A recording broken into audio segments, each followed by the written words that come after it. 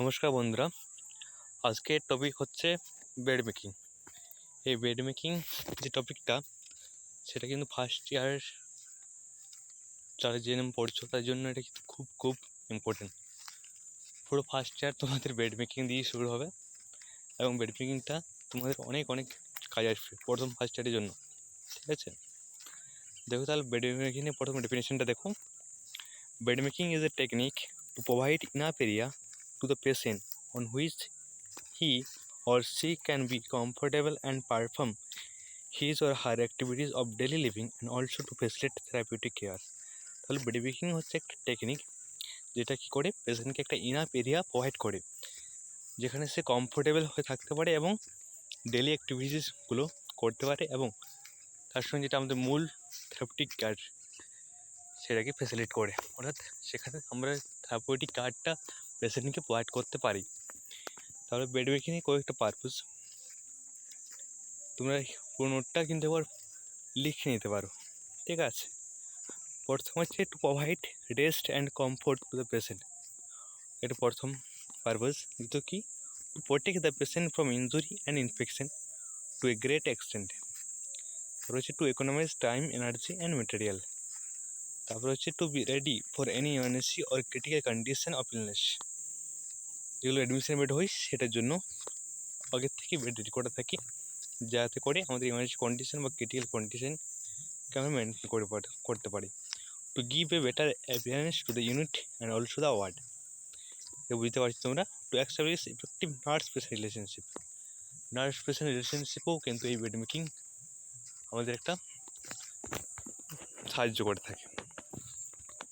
তারপরে দেখো বিভিন্ন রকমের বিভিন্ন টাইপের যে বেডগুলো আছে সেগুলো নিয়ে দেখো। প্রথম হচ্ছে open bed, beds for hospitalisation, মানে যে সমস্ত পেশেন্ট হসপিটালাইজ আছে অর্থাৎ অ্যাডমিট আছে তাদের জন্য যে বেড তৈরি করা হয় তাকে বলা হচ্ছে ওপেন বেড।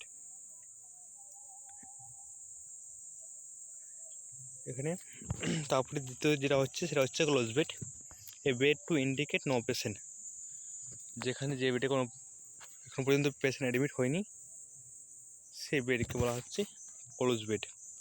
অকুপাইড কি, bed to be made with a patient in it, patient আছে সেখানে কিন্তু সেই পেশেন্ট আছে এখন সেখানে সেই বেডটাকে আবার তৈরি করতে হবে। পেশেন্ট আছে এবং সে তার এক সাইড করে তাকে অকুপাইড করে যে বেড তৈরি করতে হয় তাকে বলা হচ্ছে অকুপাইড বেড। অ্যাডমিশন কি, a bed made ready to receive a new patient, নতুন পেশেন্ট আসবে তার জন্য আগের থেকেই যে বেড রেডি করে রাখা হয় তাকে বলা হচ্ছে অ্যাডমিশন বেড। তারপর হচ্ছে operation bed, prepare to care patient immediately after অপারেশনের পরে পেশেন্টকে ওখানে রাখার জন্য যে বেড তৈরি করা হয় তাকে বলা হচ্ছে অপারেশন বেড। অপারেশন বেডের করার জন্য সাধারণ বেডের থেকে একটু আলাদা। ঠিক আছে, তোমরা যখন প্রসিডিওর করবে তোমরা সমস্ত প্রসিডিওর বই ভলিউম 1 বইটাতে পুরোপুরি ভালোভাবে লেখা আছে, তোমরা সেই অনুসারে তোমরা তো প্রসিডিওরগুলো করবে, শুধু এখন জেনে রাখো। তারপর হচ্ছে cardiac bed, a bed specially made to receive and render care to the patient with heart disease. Heart ডিজিজের জন্য হার্ট ডিজিজের পেশেন্টদের একটা স্পেশাল বেড রাখা হয়, ছবিগুলো দেখো সেই বেডটাকে বলা হয় cardiac bed. Fracture bed, to insure support to fracture part, এটা যদি ফ্র্যাকচার হয় হাতে পায়ে সেই সমস্ত পেশেন্টগুলো রাখার জন্য সাপোর্ট দেওয়ার জন্য যে বেড তাকে বলা হয় ফ্র্যাকচার বেড। তারপর ডিভাইডেড বেড, দুভাগে ভাগ করে যায় সেরকম বেড। অ্যাম্পুটেশন বেড, অ্যাম্পুটেশন মানে কোনো অংশ তার বাদ গেছে সে সমস্ত পেশেন্টের তাদের জন্য যে বেডটা তৈরি করা হয় তাকে বলা হচ্ছে অ্যাম্পুটেশন বেড। তারপর হচ্ছে টিউমেটিক বেড, নট সাধারণত এই বেডগুলো আমরা আইসিইউ শিশুগুলো দেখতে পাই, সাধারণত রেগুলারভাবে ইউজ হয় না। রেনাল বেড, যাদের ডায়ালিসিস হচ্ছে তাদের জন্য, ডায়ালিসিস মানে জানো যাদের কিডনি ডিজিজ থাকে তাদের ডায়ালিসিস করতে হয়, ফিল্টারেশন ব্লাড ফিল্টারেশনের যে পদ্ধতি তার ডায়ালিসিস বলে, সেই পেশেন্টের জন্য যে বেড তাকে বলা হচ্ছে রেনাল বেড। ঠিক আছে, তারপরে দেখো scientific principal in relation to the bed making. একটা যে বেড মেকিং করছি তার মধ্যে কিন্তু সায়েন্স থাকে, সেগুলো দেখে না। Beds are the most important device needed by the any human including a patient. Bed একটা সুস্থ মানুষের সঙ্গে সঙ্গে পেশেন্টের জন্য খুব একটা প্রয়োজনীয় জিনিস। While making A bed for the patient following points two be consider and remembered. এই সমস্ত পয়েন্টগুলো আমাদের মনে রাখা দরকার। কী যেমন hard and soft tissue of the body rest on bed the mattress. Hard এবং সফট টিস্যু তোমরা পরে বেড শোর পড়বে, সেখানে বুঝতে পারবে আমাদের হার্ড আর সফট টিস্যুকে এত গুরুত্ব দেওয়া হচ্ছে কেন। কারণ সে জায়গাতে আমাদের বেড শোর হওয়ার সম্ভাবনা বেশি থাকে।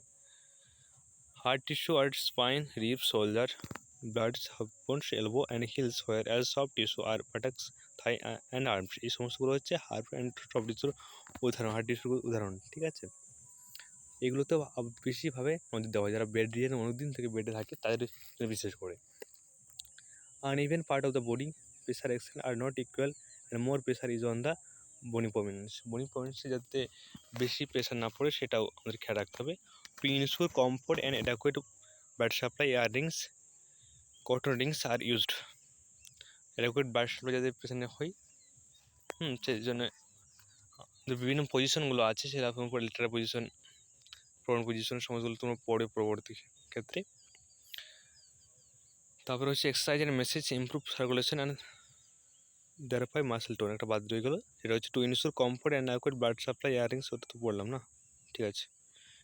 এক্সারসাইজ মেসেজ করা হয় যারা বেশি দিন ধরে বেড রিডেন আছে তার জন্য।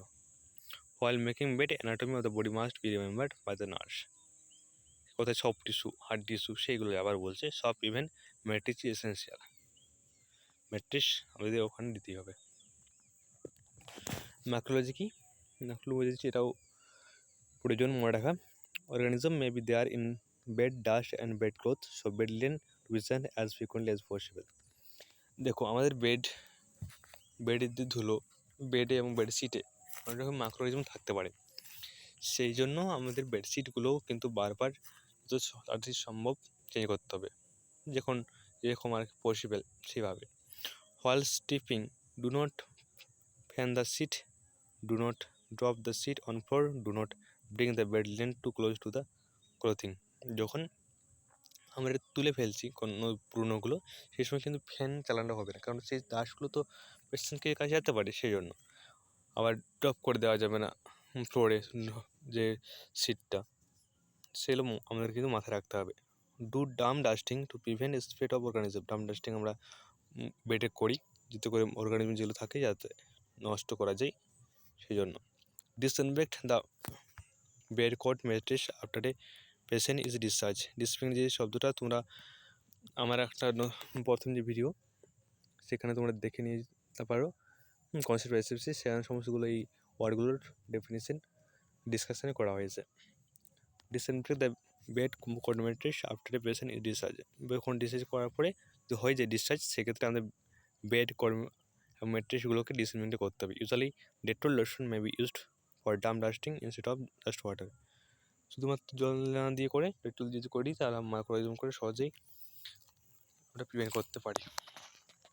Nurse has the responsibility of teaching other auxiliary personnel and home people about this. শুধু নার্স তো সমস্তগুলো করা সম্ভব নয়, যে সমস্ত স্টাফ থাকে বাড়তি বা বাড়ির লোককে এই সম্বন্ধে আমরা কিন্তু বলে দিতে পারি। আর কি দেখো রিলেটেড ফিজিক্স কী আছে, হ্যাঁ দেখো আমি আর পড়ছি না, খুব প্রয়োজন না, ঠিক আছে, তোমরা দেখে নিও। স্পেশাল পয়েন্টগুলো মনে রাখো শুধু। Being work at systematic order, সেটিমেন্ট বের করতে হবে। Have all articles ready at hand, হাতে কাছে রাখতে হবে, নাহলে তুমি একটা জিনিস রেখেছো আবার আনতে যাচ্ছ, সেরকম কিন্তু করলে চলবে না। Arrange charge tool at foot ইন্ড, chair করে রাখতে বলছি কারণ সেই জায়গায় তুমি বেডশিট যেটা নতুন এনেছো বা পুরনো রাখছো সেটা রাখতে পারো। Save time, finish one side first and then move to the other side. প্রথমে এক সাইড করে অন্য সাইড যাবে, বা এক সাইডে যা করছো একটু করে অন্য সাইডে যাচ্ছো, এরকম করলে চলবে না।